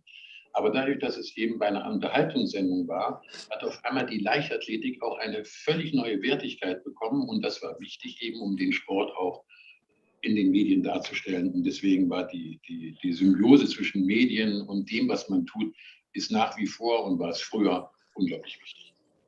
Andi, du bist ja nicht nur Präsident des German Mittelstand, das darf man jetzt mal offiziell auch wieder sagen, und du bist ja auch Kommunikationsspezialist. Genau diese Dinge, was wir jetzt da gerade hören, dieses Netzwerken, das Zusammenarbeiten. Was ist jetzt für dich sozusagen der richtige Weg dazu mit der Presse und auch Ja, mit Du musst Partnern. natürlich in der Kommunikation, in der professionellen Kommunikation ist immer so, du musst natürlich wissen, was du eigentlich für eine Story erzählen willst. Ja, das gehört ein Stück weit zu dem Spiel dazu. Und dann musst du darauf achten, dass du das auch sozusagen von dir preisgibst, was du preisgegeben willst. Und wenn du dich jetzt in Michael Gräters Kolumne, mit der ich ja groß geworden bin, wenn ich das mal so sagen darf, fühle ich mich wahnsinnig geehrt, dass ich in dieser Runde sitzen darf. Dann muss man natürlich wissen, wenn ich dieses Spiel spiele, dass ich dann natürlich irgendwelche Hasen an die Seite kriege, im Zweifelsfall vielleicht auch, weil es nur das Foto ist, weil das zu dem Spiel dazugehört. Also wenn ich dieses Home-Story-Spiel spiele und Promi-Spiel spiele, dann stehe ich im Feuer. Wenn ich in die Politik gehe, was ich ja auch zumindest mal versucht habe als Hobbypolitiker, dann muss ich wissen, dass ich in der Kommunikation in der Öffentlichkeit jedenfalls auch einen oder anderen Shitstorm abbekomme, wo das Dinge über mich geschrieben werden, von denen ich nicht will, dass sie über mich geschrieben werden. Das gehört einfach dazu.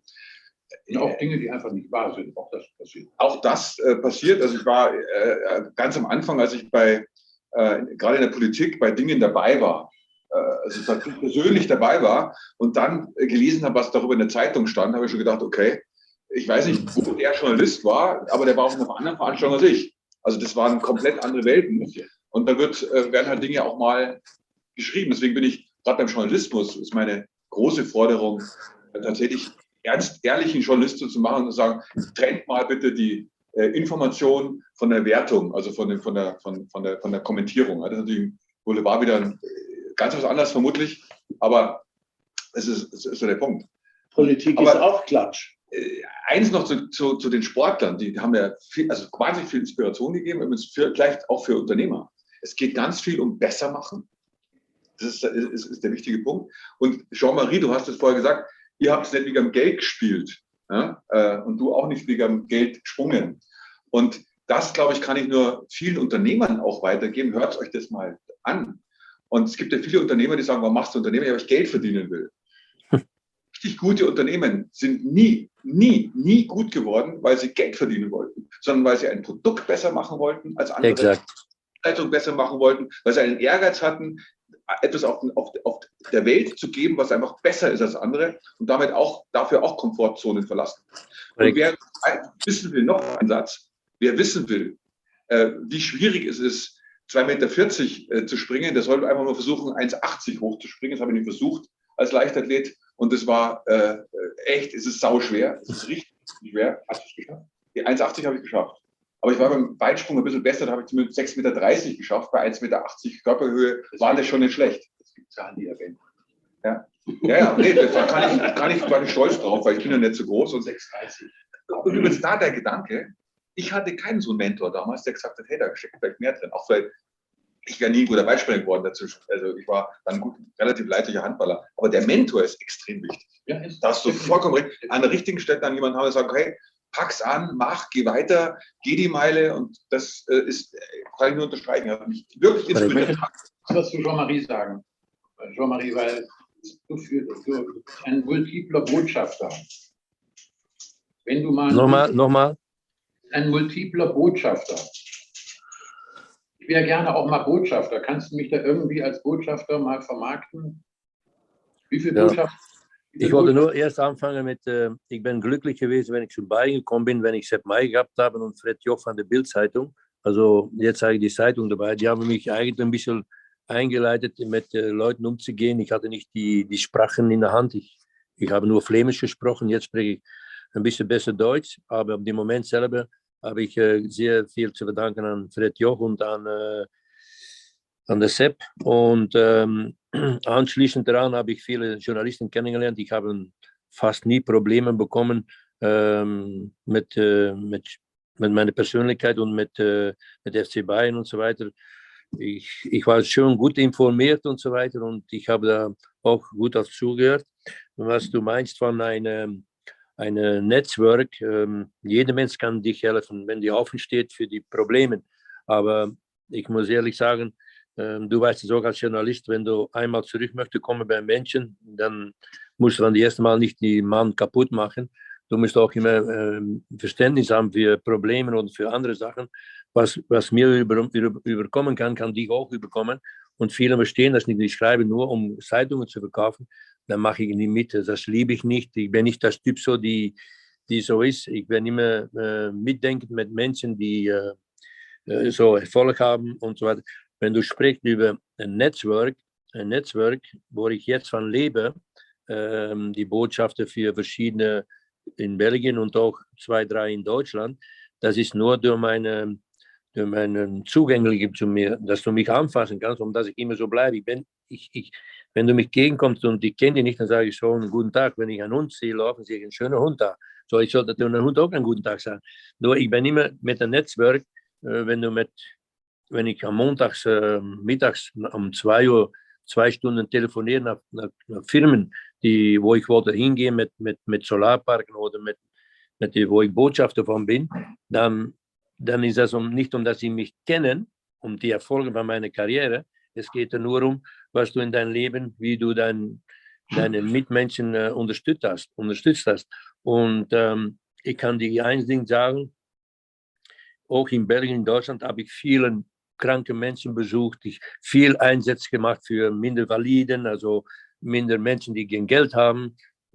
Ich habe noch Menschen in Belgien, die ich Montag, Mittwoch, Freitag Brot gebe, dass ich bei der Bäcker bezahle in einem Monat ein paar 100 Euro.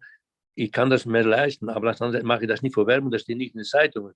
Nur, wenn du an Menschen gibst und du gibst dein Herz an die Menschen, dann kannst du so viel zurückkriegen.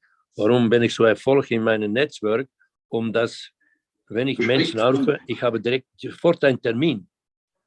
Aber du hast es vorhin gesagt, Jean-Marie, es geht um Authentizität.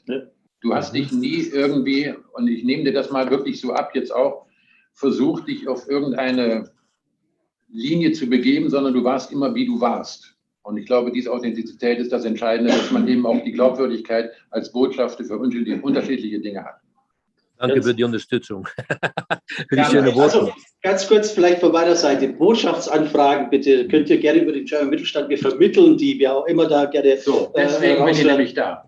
Genau. Wir haben ja unsere eigenen Botschafter. Die zweite Geschichte, die ich noch habe, ich habe die Tage jetzt Thomas Müller getroffen.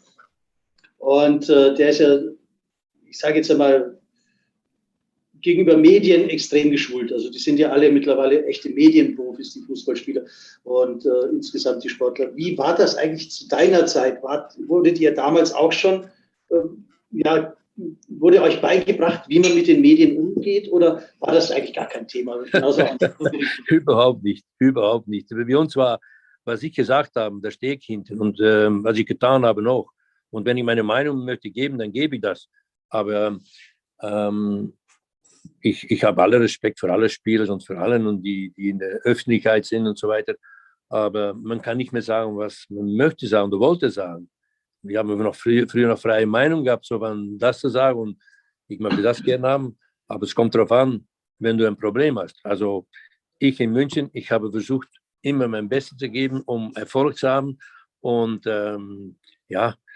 Media ist die kommen auf dich zu. Das ist wenn ich in die Sebenstraße komme, dann kommen die Leute zu dir. Wenn die festnehmen, nimmst du das an oder nicht an? Liebst du das nicht? Also das ist eine Sache gib an die Menschen aus, wenn die zu dir kommt, die wollen das nicht falsch meinen und die wollen dich umarmen und so weiter, dann musst du das auch mal annehmen und so weiter. Jetzt kann man nicht mehr die Starfußballer gehen, um dahin zu gehen. Bei Maradona kann man das noch tun, nie die letzten Jahre. Aber wenn wir mit Maradona gesprochen haben, oder ich war vor 4 Jahren bei ihm in Dubai, ja, das war super. Also ich will mir nur sagen, Respekt muss immer da sein, als beiden sein. Und das ist auch mit Journalisten, wo ich sehr gut mitgelebt habe, in München und in Deutschland. Und Netzwerk und Erfolg macht das Netzwerk. Hallo, du wolltest. Ja, also wir sind damals nicht geschult worden. Ich glaube, das war auch ganz gut so. Ich würde mir heute auch wünschen, dass auch weniger Schulungen manchmal stattfinden würden. Ich will jetzt nicht auf den Fußballern rumhacken, das steht mir auch nicht zu. Aber manchmal finde ich es schade, dass die ihre Individualität nicht nochmal auch in Interviews, wie es Thomas Müller beispielsweise, du hast ihn genannt, der sagt ja wirklich, was er denkt. Aber die meisten Fußballer vergnügen sich in Allgemeinplätzen, ohne mal irgendwie das zu sagen, was sie wirklich denken. Und das finde ich manchmal schade und auch langweilig, weil die ganzen Interviews, warum habt ihr denn heute verloren? Ja, wir waren nicht eng genug am Mann, sind nicht aggressiv in die Zweikämpfe gegangen und waren nicht mental stark genug. Das kann ich eigentlich als Blaubinde manchmal unten drunter schieben und das ist mir zu wenig. Ich würde gerne mal da ein bisschen mehr Spontanität von den Jungs erwarten und das finde ich schade. Also zu viel Schulung. Du hast Ja, was mich auch interessieren würde, also ich meine, was machst du, wenn dir jemand wirklich so Geschichten erzählt? Du merkst genau, das ist gar nicht authentisch, der erzählt dir irgendeinen Schmarrn, irgendwas so runter gewesen aus ist. zweiter Hand. Also ich muss sagen, es hat sich ja total geändert. Heute sind viele Freelancer am Ball.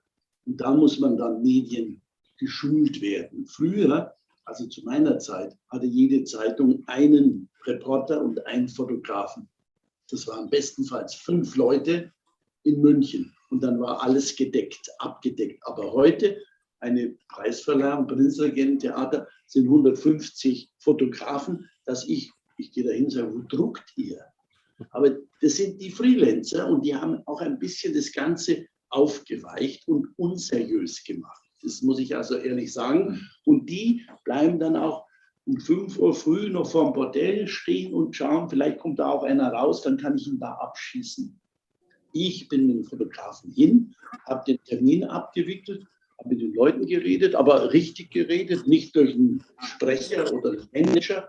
Also ich hatte meine Objektbegierde persönlich gefangen, die kannten mich. Und dann war das dann am nächsten Tag im Blatt. Ja? Aber heute ist ja das nicht mehr zu überschauen.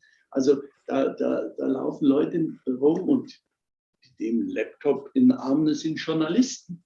Also ich würde mir wünschen, dass es da genauso eine Hürde geben müsste wie beim Advokaten und wie beim Arzt, dass ich nicht so einfach plötzlich Journalist bin, weil die Medien sind ja heute die wahre Macht geworden. Das sieht man jetzt bei diesem Leichtgewicht in Berlin. Aber wer macht es denn? Das machen nur die Medien. Also, dass ein Pipi-Mädchen vorkommt, geht nur durch die Medien. Und als sie festgestellt haben, die läuft nicht mehr so gut, dann kommt der Ölgötze Scholz. Ja? Aber das machen die Medien und nicht, früher haben es die Politiker hingebracht. Ich weiß es noch ganz genau mit Strauß oder Wehner. Da war die SPD eine schöne, kräftige Partei und der Strauß. Ja? Und wenn die beide aufeinander losgegangen sind, war das ein Pläsier im Bundestag. Aber heute ist es der Club der Schaumschläger. Die erzählen Geschichten und dann, was sie sich der DDR Deluxe annähern mit der Mutti aus Ostberlin, da muss ich sagen, das wäre bei Strauß nie passiert. Nie. Ja, also Leadership gilt, glaube ich, überall. Ne? Also ich habe tatsächlich eine Frage ergänzend. Wenn ihr damals, ihr hattet ja schon eine Macht, also wenn ich das mal gelesen habe, ihr konntet ja Leute jetzt reißen, also richtig blöd ausschauen lassen, oder ihr konntet sie richtig cool ausschauen lassen. Das war ja eine echte Macht. Kann man immer wie habt ihr oder wie hast du das denn entschieden für dich? War das auch eine Frage von Sympathie oder gab es dann manchmal auch die Frage, gab es dann möglicherweise auch der Punkt, an dem müssen wir ein bisschen in Senkel stellen oder wie ist das gelaufen? Also ich muss das sagen, also meine Funktion war ein cooler Spiegel. So wie sich jemand verhalten hat. Ich habe das immer abgehakt, ob ich dem sympathisch war oder nicht, das habe ich nicht reinfließen lassen. Weil dann kommt ein völlig falsches Bild über den Mann. Nein, ich habe schon abgecheckt, mich vorbereitet, Lebensläufe reingezogen von allen verschiedenen anderen Medien, dass ich also nicht der Ahnungslose war, wenn ich also einen Athleten, was ich ein gutes Wort finde, das ist ein edles Wort, ein Athlet, der hat schon mal Berufsleben so einen guten Namen, dann muss ich ein bisschen was wissen. Da muss ich seine Rekorde kennen und da muss ich auch ein bisschen, wen er denn so alles mal gekriegt hat, in meinem Gewerbe. Ja, muss ich das natürlich auch wissen oder nicht mehr oder dass er nur brav war. Und das glaubt mir natürlich dann wieder niemand. Aber ich würde es dann schon so schreiben. Ja. Ich habe mich übrigens auch vorbereitet. Ich weiß, du hast es gerade nicht gesagt, aber du hast auch jetzt noch Rekorde vielleicht habe ich es ja falsch gelesen, aber du bist Rekordhalter auch in der Altersgruppe entsprechend. Was ja schon auch. Das nennen wir nicht Altersgruppe, das nennen wir wie in Amerika Record of Master. Gereifte Sport. So schaut das Alter. Also du ruhst dich aber nicht auf den alten Rekord. Gereift ist sondern du das machst wieder Schöne, neue. ist viel schöner, aber Record of Master würde ich immer noch vorziehen. Ja, weil es Englisch klingt natürlich ein bisschen Ja, cooler. ein bisschen cooler und gereift ist so, wenn ich so. Aber, absolut denke, aber wenn der ich immer sagen, du gereift bist ist. alt geworden, du bist Scheiß auf, gereift. ja. Also ich bin dann mit 58 nochmal Weltrekorde im fortgeschrittenen Juniorenalter gesprungen. Und da war der Weltrekord 1,84 und das fand ich lächerlich und dann bin ich höher gesprungen. Und dann habe ich 1,90 nochmal Weltrekord gesprungen. Ja. Das war ganz cool. Es macht auch Spaß noch, um das noch ernsthaft zu beantworten. Also auch in jedem Alter kann man sich noch verbessern, auch egal in was. Man kann auch intellektuell sich noch weiterentwickeln, auch sportlich. Und dann nochmal so, auch zwischendurch nochmal so Ziele zu definieren, hält dann auch noch ein bisschen fitter und ein bisschen jung, auch mental noch mal. Ich fand das echt cool, als ich das gelesen habe. Das hat mich total gesagt, ey, das ist eine Stärke. Nee, ist schön. Dann auch zu sagen, ich ruhe mich nicht darauf, dass ich irgendwann mal mit wie alt warst du, auch um 12 hast du, glaube ich, gesagt, warst du 12, mit die 2,40 Meter gesprungen bist, Das sondern dann sehr eben später nochmal sagst, ich bin immer noch derjenige, der sagt, okay, ich werde zwar mit 60 sprich keine 2,40 Meter mehr, ist da klar. gab es einen Biomechaniker aus Köln, der schrieb mir darauf hin, also die 1,90 gesprungen mit 58, das würde eigentlich für einen 24-Jährigen, der so und so trainiert wäre und so weiter, würde das 2,44 Meter. Dann hat mich das sehr gefreut, dass diese 1,90 noch in der Relation so eine Wertigkeit hat.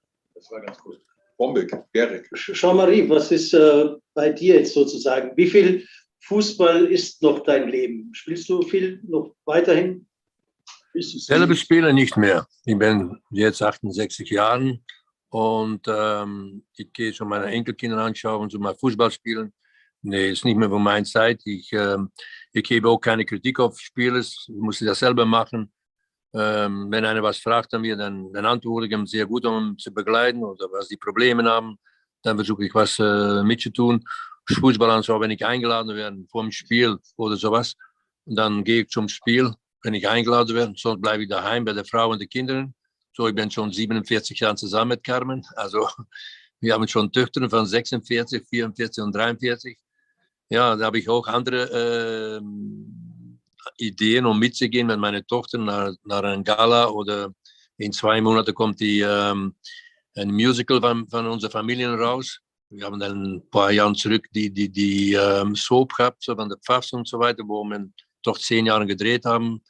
Und auf der anderen Seite, ich bin stolz auf meine Enkelkinder, die ich abhole von der Schule. Wenn was ist in der Familie, dann muss ich die Kinder abholen und da bin ich immer zuständig für. Ich wollte eine gute Großvater, Opa sein, die da für die Enkelkinder sind und so. Wir haben nur unsere Familie noch und so weiter. Und wenn ich Fußball anschaue oder wenn ich mal nach Deutschland komme zum Fußball anschauen, dann habe ich immer Spaß, da genieße ich auch davon. Ja, die Menschen, wo ich mit Kontakt habe, so wie letztes Mal in Leverkusen, in 2 Wochen in München und so weiter. Also Fußball war früher meine Hauptsache. Jetzt ist nur noch so Spiel anschauen aber mehr Familien. Ich bin nicht mehr die Typ, so die sagt, ich gehe mal dahin und dahin. Nee. Ich bin der Opa geworden und der Opa muss dann zuständig sein in der Weg und Wochenenden und so weiter. Ja, aber das ist nochmal mein Leben. Ne? Also ich lebe mit was kommt und was ich vorhabe, nicht mehr was vorbei ist. So, ich freue mich immer, wenn ich irgendwo bin. Sehr in schön. Deutschland. Oder? Ich freue mich, wenn wir uns demnächst sehen. Schick mir bitte, wann es bei dir passt. Ich werde dann das koordinieren für ein Abendessen. Wir sind jetzt leider 16 Tage durch. Es ist 13 Uhr. Wir haben das Finale erlebt. 16 Tage Digiwiesen.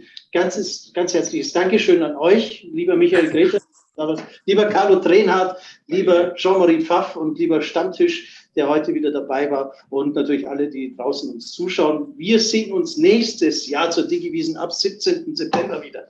Dann hoffentlich, weil wir alle fleißig Hände gewaschen haben, weil wir fleißig immer noch ein bisschen die Rules beachten, dann auf dem Oktoberfest. Und dann würde ich mich echt freuen, wenn wir mit einer richtigen, zünftigen Maß in einem Bierzelt anstoßen. Ich sage Dankeschön an dich. Ich sage Dankeschön an dich. Es war wieder mal ein Fest mit dir zu moderieren. So Lieber Andi, du warst ein toller Partner wieder mal, auch wenn wir uns immer frotzeln. Das ist alles nur eine Geschichte. Wir lieben uns heiß und inniglich. Also, Das stimmt. Ganz herzlichen Dank, dass du mich auch hier und bei der Digiwiesen unterstützt. Und ich möchte dann sagen, Servus, ciao und Baba, bis nächstes Jahr. Prost. Vielen Dank. Ist schon